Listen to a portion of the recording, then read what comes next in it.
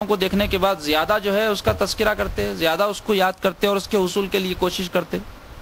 اسی طرح اور کئی باتوں کے بعد اللہ تعالیٰ جو ہے پوچھتے کہ اور کیا ذکر کر رہے تھے؟ مولا آپ کا ذکر کر رہے تھے، آپ کو یاد کر رہے تھے۔ تو اللہ تعالیٰ فرماتے کیا انہوں نے مجھ کو دیکھا ہے؟ تو فرشتے عرض کرتے مولا انہوں نے آپ کو نہیں دیکھا، دیکھتے تو کیا کرتے؟ تو فرشتے عرض کرتے مولا اور زیادہ آپ کو یاد کرتے۔ تو اللہ تعالیٰ فرماتے اے میرے فرشتوں گواہ رہو، میں نے ان ساروں کے ساروں کو بخش دیا ہے، ان ساروں کے ساروں کی مغفرت فرما دی ہے۔ تو فرشتے فوری عرض کرتے مولا تعالیٰ ان میں بعض ایسے تھے جو خاص ذکر کی مجلس میں تو نہیں آئے تھے، وہاں سے گزر رہے تھے، کیا ہو رہا کی دیکھنے کو آئے تھے۔ تو اللہ تعالیٰ فرماتے کہ میں نے ان کو بھی بخش دیا، کیوں؟ وہ آئے تو صحیح تھے۔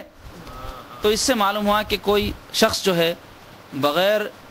ارادے اور نیت کے بھی کسی خیر کے کام میں اگر شامل ہو جائے تو اللہ تبارک و تعالیٰ کی کتنی رحمت وسیع ہے کہ وہ اپنے جو ہے دامن میں اس کو رحمت وہ سمیٹ لیتی ہے اور اپنے اندر دامن میں لے لیتی ہے۔ تو یہ ذکر کے فضائل میں ایک حدیث پاک میں نے آپ کو سنائی، ایسے اور کثیر احادیث ہیں جس سے ذکر کی فضیلت ثابت ہوتی ہے۔ تو الحمدللہ وہ ذکر کا بھی سلسلہ ہمارے پاس ان ایام میں چلے گا۔ اس کے علاوہ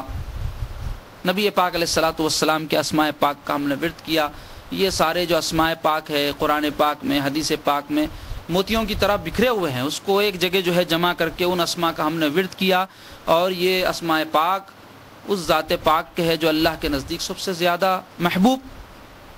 سب سے زیادہ پیاری، سب سے زیادہ بزرگ، کہ بزرگی ان کی ذات پاک کا صدقہ ہے جو سب کو ملتی ہے۔ وہ ذات پاک کا جو ہے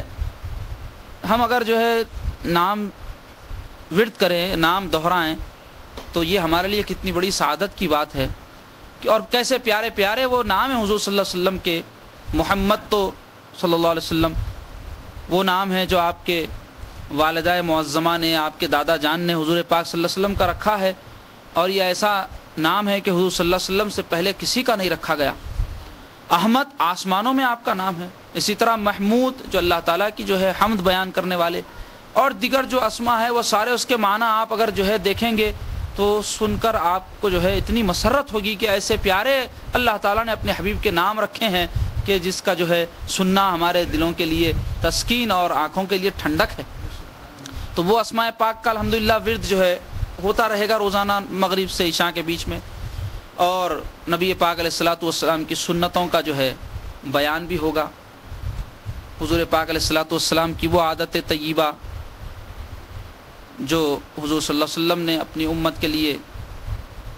اختیار فرمائی تاکہ وہ اس انداز زندگانی کو اختیار کریں، تاکہ ان کی زندگی اللہ تعالیٰ کے نزدیک پسندیدہ ہو جائے۔ تو اس میں لیل و نہار کی جو سنتیں ہیں، صبح و شام کی،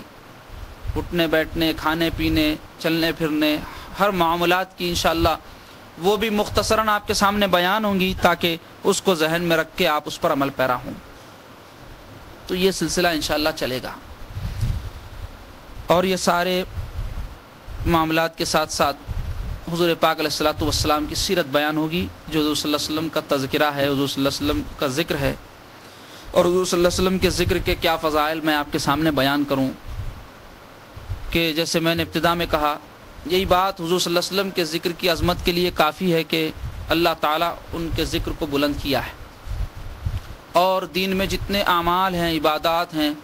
اس میں بھی اللہ تعالیٰ نے حضور پاک صلی اللہ علیہ وسلم کے ذکر کو شامل کر دیا ہے۔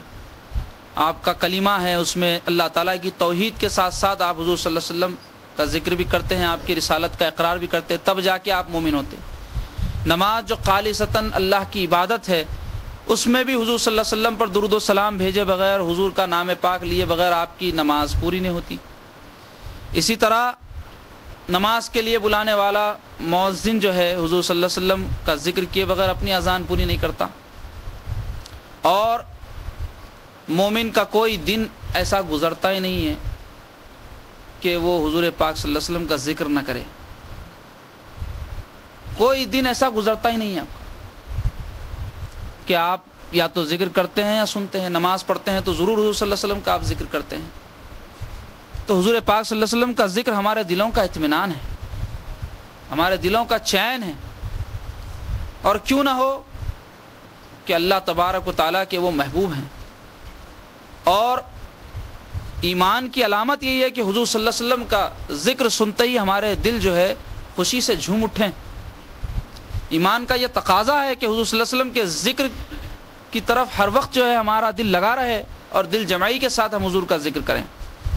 تو سیرت پاک بھی حضور صلی اللہ علیہ وسلم کا ذکر ہے کہ ان کی زندگی کے جو واقعات ہیں اس کی تو اتنی وسعت ہے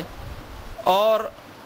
اس کے اتنے پہلو ہیں کہ اس کو ساری زندگی کوئی بڑے سے بڑا اہل علم بھی بیان کرتا رہے تو اس کا علم ختم ہو جائے، اس کی ساری فہم، اس کی ساری سمجھ، اور اس کے جیسے کئی اور بھی مل کر سارے کے سارے بھی حضور کا وہ تذکرہ کرتے رہیں تو اس کا حق کوئی ادا نہیں کر سکتا اور نہ وہ ذکر جو ہے پورا ہو سکتا ہے۔ ایسی وسعت اللہ تعالیٰ نے اپنے حبیب پاک صلی اللہ علیہ وسلم کی جو ہے سیرت طیبہ کی رکھی ہے۔ اب اپنی اپنی علمی صلاحیت اور اپنے اپنے انداز بیان ہے کہ مختلف پہلوؤں پر سیرت طیبہ کی روشنی لوگ ڈالتے ہیں، اور اللہ تبارک و تعالیٰ جو ہے توفیق دیتا ہے تو ان پہلوؤں کو جو ہے غور کرنے کے بعد لوگ عمل کی جو ہے طرف رغبت کرتے ہیں۔ یہ اپنی اپنی صلاحیتوں کی بات ہے اور اللہ کی طرف سے توفیق کی بات ہے۔ تو بہرحال نبی کریم صلی اللہ علیہ وسلم کی جو سیرت طیبہ ہے اس کو باضابطہ شروع کرنے سے پہلے سیرت طیبہ سے متعلق کچھ ابتدائی باتیں ہیں جو آپ کے سامنے رکھوں گا۔ اس میں سب سے پہلے تو جاننا چاہیے کہ سیرت کا جو لفظ ہے اس کا معنی نبی کریم صلی اللہ علیہ وسلم کی حیات طیبہ سے متعلق واقعات کا ہوتا ہے۔ علماء متقدمین یا محدثین سیرت کے عنوان کے تحت اپنی کتابوں میں نبی کریم صلی اللہ علیہ وسلم کے مغازی یعنی جہاد وغیرہ کے واقعات